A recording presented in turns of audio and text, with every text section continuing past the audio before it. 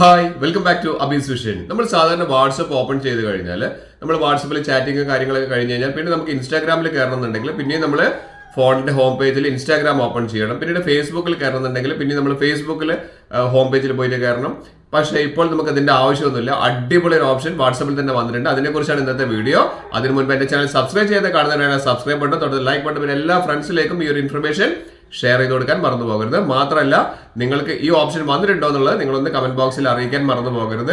പുതിയൊരു ചാനൽ കൂടി ഞാൻ സ്റ്റാർട്ട് ചെയ്തിട്ടുണ്ട്. അബീസ് വ്യൂസ് എന്നാണ് അതിന്റെ പേര് വരുന്നത്.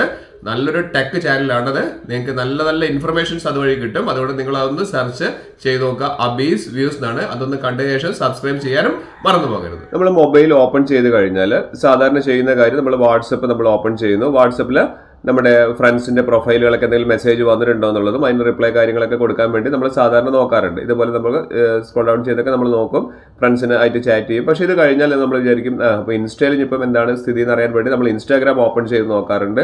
പക്ഷേ അത് നമ്മൾ ഹോം പേജിൽ വന്നിട്ട് വേണം നമുക്ക് ചെയ്യണമെങ്കിൽ. പിന്നെ അത് കഴിഞ്ഞാൽ പിന്നെ നമ്മൾ വിചാരിക്കും ഫേസ്ബുക്കിൽ എന്താണ് സ്ഥിതി നമ്മൾ നോക്കാൻ.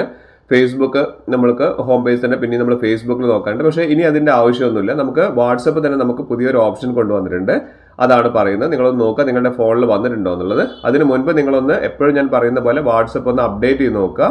പുതുതായിട്ട് എന്തെങ്കിലും അപ്ഡേഷൻസ് വന്നിട്ടുണ്ടോ എന്നുള്ളത്. ഇവിടെ നമുക്ക് വാട്സപ്പിന്റെ അപ്ഡേഷൻ ഇവിടെ വന്നിട്ടുണ്ടോ എന്നുള്ളത് നോക്കാം. പക്ഷെ ഇവിടെ അപ്ഡേഷൻ ഒന്നും വന്നിട്ടില്ല.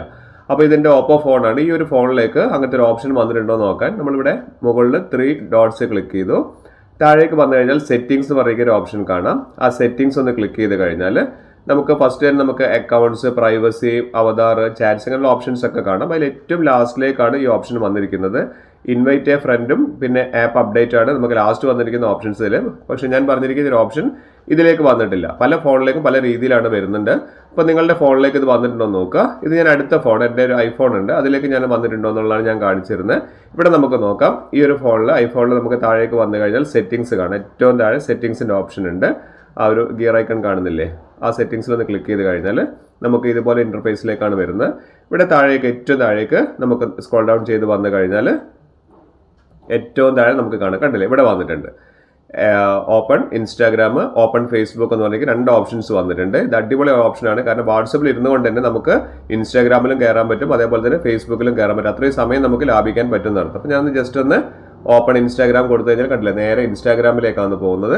നമുക്ക് പെട്ടെന്ന് തന്നെ നമുക്ക് ഇൻസ്റ്റാഗ്രാമിലേക്ക് ഫേസ്ബുക്കിലേക്ക് പോകാനുള്ള ഒരു ഓപ്ഷനാണ് കൊണ്ടുവന്നിരിക്കുന്നത്. ഇനി നമുക്ക് ജസ്റ്റ് ഒന്ന് നമുക്ക് വാട്സപ്പ് തന്നെ നമുക്ക് ഫേസ്ബുക്കിലേക്ക് എങ്ങനെയാണ് പോകാൻ നോക്കാം. ജസ്റ്റ് ഒന്ന് ഓപ്പൺ ഫേസ്ബുക്ക് കൊടുത്തു കഴിഞ്ഞാൽ നേരെ ഫേസ്ബുക്കിലേക്കും നമുക്ക് കയറാൻ വേണ്ടി സാധിക്കും. അപ്പോൾ നിങ്ങൾ ഇപ്പോൾ തന്നെ നിങ്ങളുടെ ആൻഡ്രോയിഡ് ഫോൺ ഒന്ന് അപ്ഡേറ്റ് ചെയ്ത് നോക്കുക.